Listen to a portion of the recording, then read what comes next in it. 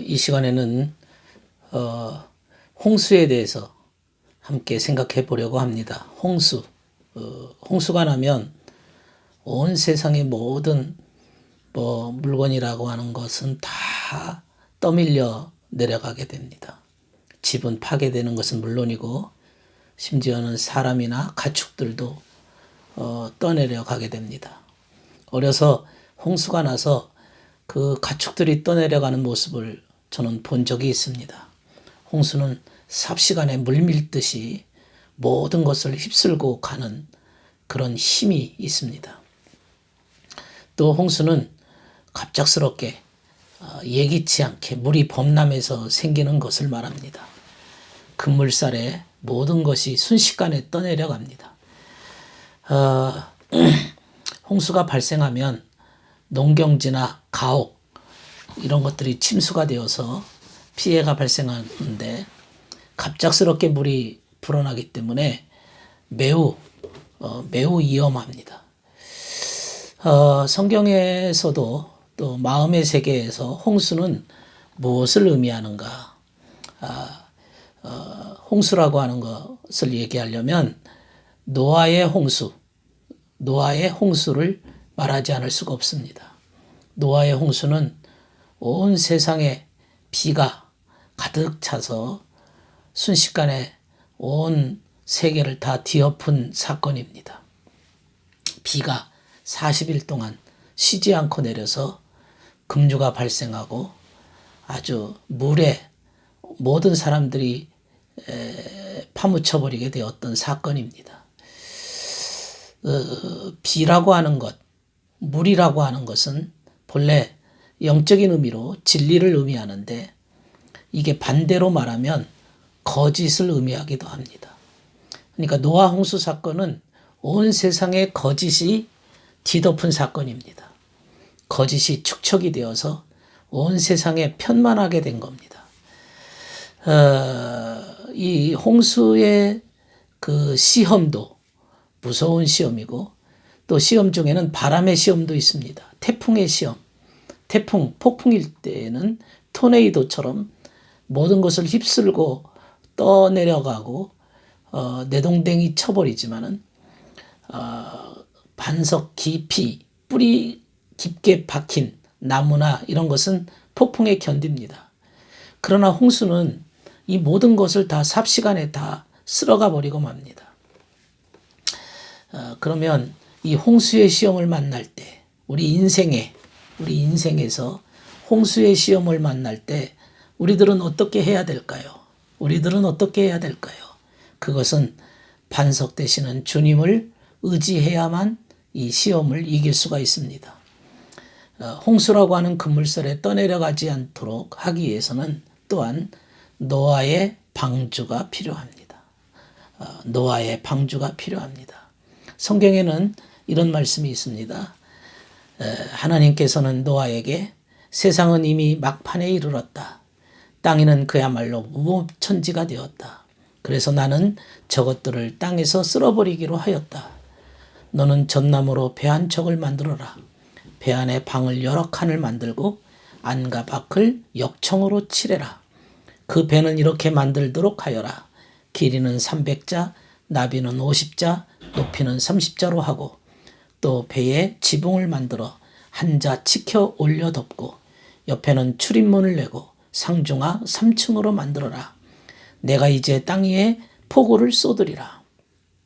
홍수를 내어 하늘 아래 숨쉬는 동물은 다 쓸어버리리라.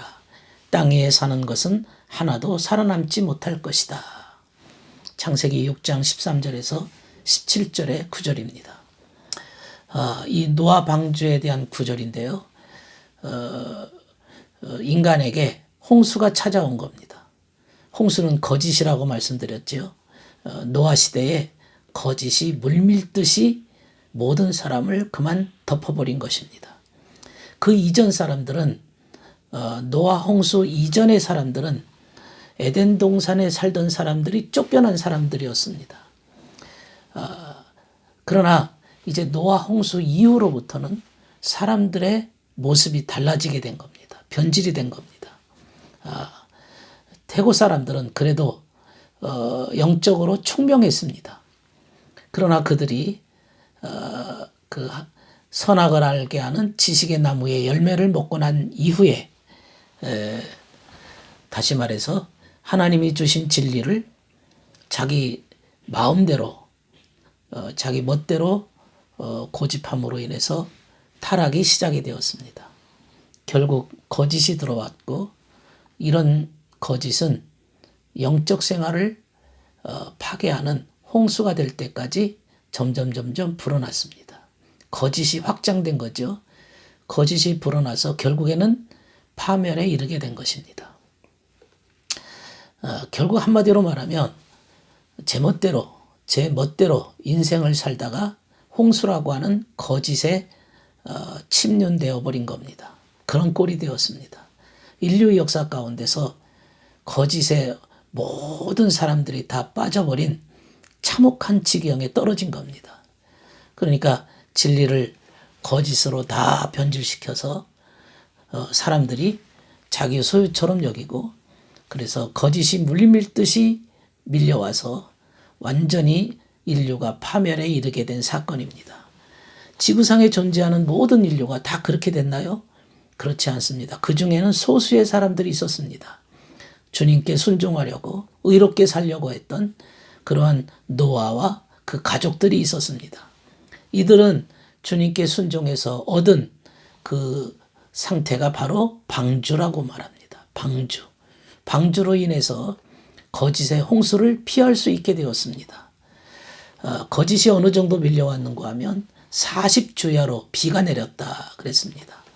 40주야로 비가 내렸다는 의미는 40이라는 숫자는 시험의 숫자입니다. 고난의 숫자죠. 비가 내렸다. 거짓이 가득 찼다 이런 뜻입니다. 이스라엘 민족 광야 40년 주님의 40일간의 그 기도 시험을 상기하면 40이라는 숫자는 시험의 숫자입니다. 이 시험 기간 동안에 수많은 사람들이 거짓에 떠밀려가는 인간의 상태가 되었습니다. 모든 것이 다 거짓. 진리가 보이지 않았습니다. 올바른 것이 보이지 않은 거죠. 그들의 정신 상태이든 그들의 삶의 행동이든 모든 것이 거짓으로 완전히 물들어 버린 겁니다. 완전 물들어 버린 겁니다. 그래서 거짓에 물들어서 더 이상 진리를 찾아볼 수 없는 상태가 되었습니다. 회복 불가능한 무지몽매한 인간의 모습이 되어서 더 이상 깨우칠 수 없는 깨달음이라고 하는 것은 찾아볼 수 없는 무지몽매한 인간의 모습을 말합니다. 이렇게 거짓으로 물들어 버린 인간을 무슨 의학으로 고칠 수가 있나요? 그의 고집스러운 그 거짓된 그 생각을 도대체 설득이 불가능하고 도대체 어떻게 할 수가 없습니다. 거짓이 들어와 버리면 모든 질서가 무너지기 시작하는데 첫째는 가정의 질서, 부부 간의 질서, 부모 자녀 간의 질서, 사회 질서, 국가 질서, 모든 시스템, 체제가 무너지기 시작합니다. 땅의 모든 질서가 다 파괴해져서 인간들은 자기 이기심에 종이 되어서 이기심을 위해서 무슨 짓이든 감행하는 그러한 짓들을 하게 됩니다. 도둑질하고 죽이고 살인하고 강간하고 별의별 흉악한 짓들을 감행하는 것이죠. 세상에 진리라고는 찾아볼 수 없는 거짓이 가득한 흉악스러운 상태가 돼버리고 말았던 겁니다. 이런 거짓을 해결하기 위해서 인간들이 거짓을 물리쳐야 되는데 이것은 거짓된 영들이 물러가야 됩니다. 악한 마귀가 물러가야 돼서 그들의 마음이 새로워질 수가 있는 겁니다. 어째 이런 일이 벌어질 수 있을까요? 그 당시에는 노아 홍수 이전 시대만 해도 문자가 없었습니다. 그러니까 문자라고 하는 것이 없다는 얘기는 법이 없다는 얘기죠. 법이라고 하는 것은 다 마음의 법입니다. 그러니까 그들이 에덴 동산 시절에는 하나님을 섬기고 순종했을 때에는 그것이 법이 되었는데 이제는 하나님의 말씀을 떠난 인간들에게는 법이라고 하는 것은 없습니다. 그저 자기 욕심과 소유욕에 그것이 법이 돼버렸습니다. 그러다 보니 모든 인간 세상은 질서가 무너지고 만 겁니다. 오늘날은 또 어떻습니까? 노아 시대에는 글이 없어서 문자가 없어서 법이 없다 할지라도 지금은 눈으로 쓰여져 있는 문자가 있습니다. 또 문자를 숨어 있는 그 정신, 문자의 정신은 이해하지 못한다면 또 문자에 묶여가지고 마치 삼손이 눈알이 뽑히고 그 연자맷돌을 꽁꽁 묶여서 돌리고 있는 그런 식의 문자의 쇠사슬에 또 묶여버리고 맙니다. 문자 하나 가지고 싸우는 거예요. 문자적인 정신을 찾지를 않습니다. 의미를 찾지 않습니다. 성경 말씀도 그렇습니다. 말씀의 그 의미를 찾는 작업이, 본질을 찾는 작업이 주님이 본래 이 말씀을 하시고자 하실 때에는 무슨 정신으로, 무슨 의미로 이 말씀을 하셨는가를 생각하지 않고 그저 문자 그대로 지키기에 급급한다면, 아니 지키는데 급급하는 정도가 아니라 그 문자를 내가 알고 있다는 신념에 그친다면 마치 삼손처럼 문자의 쇠사슬에 묶여버린 그런 영혼이 되는 거죠. 그렇다면 우리는 거짓을 이길 힘이 없습니다. 또 방주에 보면 방주에는 이런 말이 있습니다. 고페로 나무로 만들어라. 그 대신 역청을 함유한 고페로 나무로 그 방주를 만들어라 그랬습니다. 안과 밖을 그 역청으로 칠을 했습니다. 이게 무슨 뜻일까요? 고페로 나무라고 하는 것은 전나무인데 유황이 많은 목재입니다. 유황 성분이 많은 목재라서 불에 잘 붙습니다. 그래서 고페로 나무는 아주 불에 잘 붙는 나무이고 유황이 있는 나무인데 이 말은 유황을 얘기할 때 우리들은 정욕을 의미한다고 말씀을 드렸습니다. 이 말은 거듭나지 않은 상태입니다. 거듭나지 않은 고페로 나무로 방주를 만들어라. 이건 또 무슨 뜻일까요? 또 역청을 안 밖으로 칠을 해라. 역청이라고 하는 것도 성경에 보면 이기심을 뜻합니다. 이기심을 방주 안팎으로 칠해라. 거듭나지 않은 목재와 이기심의 역청으로 안팎을 칠해라. 그러면 물이 들어오지 않는다는 얘기인데 이게 무슨 의미일까요? 그러니까 이기심이라고 하는 것은 불결한 거죠. 그 이기심이라고 하는 것은 또 다른 의미로 말하면 자기를 보호하려고 하는 그러한 욕심이 이기심입니다. 자기를 보호하는 성질이 있습니다. 이기심은. 그러니까 어떤 거짓과 악으로부터 침수되지 않으려고 자기를 보호하는 그 역청을 바르라고 하는 것도 때로는 이기심이 나쁜 의미이지만은 이것이 자기를 보호할 수 있는 기능이 또 됩니다. 이기심을 활용해서라도 악과 거짓에서 자기를 보호한다는 그런 의미입니다. 그 이기심 때문에 악에서 보호받고 오히려 주님께는 쓰임받는 도구가 되기도 한다는 그런 뜻입니다. 그러니까 거짓으로부터 보호받기 위해서는 어느 정도의 이기심이 필요하다 그런 뜻입니다. 예를 들면 어떤 사람이 이기심이 많은 사람이 있습니다. 그 어떤 체면을 차리기 위해서 남들 앞에서 함부로 거짓을 그 잘못된 짓을 안 합니다. 그것은 자신의 이기심을 위한 방법으로 법을 지키는 거지 법을 지키고 싶어서 지키는 것은 아닙니다. 그러나 그 이기심 때문에 법을 지킨다고 하는 것조차도 나름대로 그 법을 어기는 것보다는 나은 거죠. 법을 어기는 것보다는 낫다는 거죠. 노아의 방주의 역청이라고 하는 것은 자기를 보호하기 위한 이기심, 타인의 눈을 두려워하는 마음이다. 그런 뜻입니다. 그렇다면 또한 방주에 들어간 동물들은 또 뭘 뜻합니까? 성경에 나오는 동물은 비유적으로 말하면 애착을 의미합니다. 애착, 내 마음속에 내가 원하는 애착을 의미합니다. 방주에 들어간 동물은 선 또는 악을 뜻합니다. 선과 악의 애착을 의미합니다. 이 애착이라고 하는 것은 사람의 인격을 구성하는 중요한 성질입니다. 사람의 인격을 구성하는데 그의 애착을 가지고 그 사람의 성격이 드러나고 그 사람의 행동이 드러나게 됩니다. 방주 안에 들어가는 이 새와 동물이 한 쌍씩 들어가는 이유는 뭘까요? 한 쌍씩 들어갑니다. 예, 그것은 마음의 구조를 알면 알 수가 있습니다. 마음은 크게 말해서 이해와 의지를 의미합니다. 이것은 마음을 구성합니다. 사람의 마음, 그러면 하나는 생각하는 기능과 하나는 의지적인 목적하는 기능이 있습니다. 방주에 새와 동물이 들어간다는 얘기는 새는 이해의 기능을 의미합니다. 사상, 새는 날아다니지요. 사상과 같은 이해적인 부분을 말하고 동물이 들어갔다는 것은 애착의 부분, 의지적인 부분을 말합니다. 그래서 동물을 한 쌍씩 들여보낸 겁니다. 또 방주를 3층 지으라고 그랬습니다. 마음의 구조도 역시 3층으로 되어 있습니다. 이해와 의지와 행동입니다. 이 3층 구조로 되어 있습니다. 그리고 방주 꼭대기에는 창을 내었다. 이것은 지성의 창문이죠. 주님의 가르침에 대한 하늘을 보고 하나님의 음성을 듣고자 하는 지성의 창문입니다. 그때 이 노아가 방주에 있으면서 밖의 세상에 물이 말랐는지를 보고자 두 새를 보냈죠. 하나는 까마귀와 하나는 비둘기였습니다. 까마귀는 날아다녔지만 아무것도 얻지 못했습니다. 그러나 비둘기는 정말 순결을 상징하는 동물 새지요.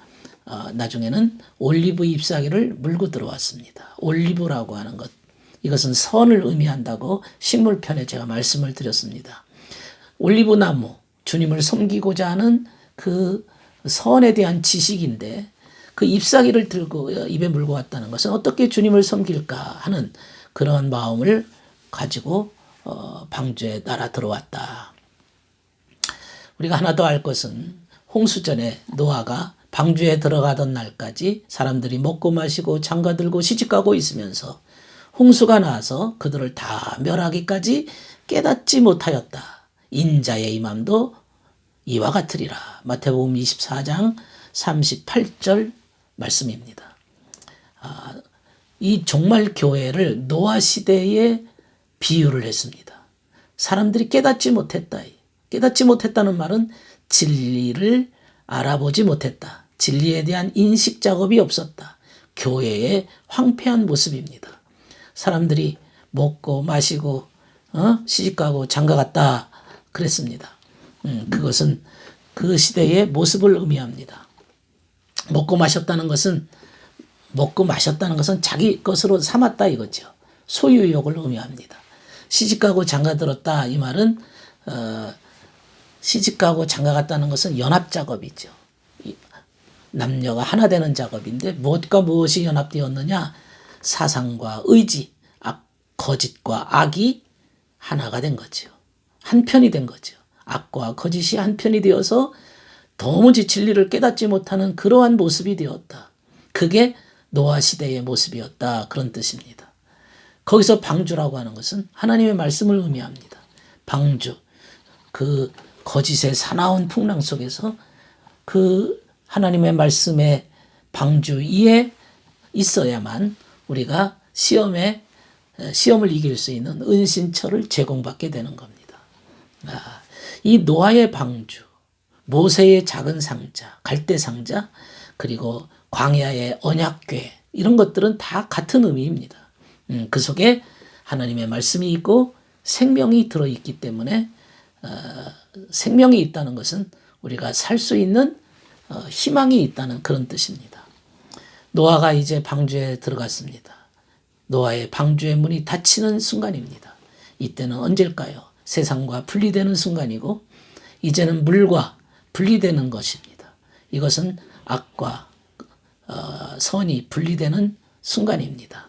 이렇게 돼서 홍수를 만나서 물에 다 떠내려가게 된 겁니다.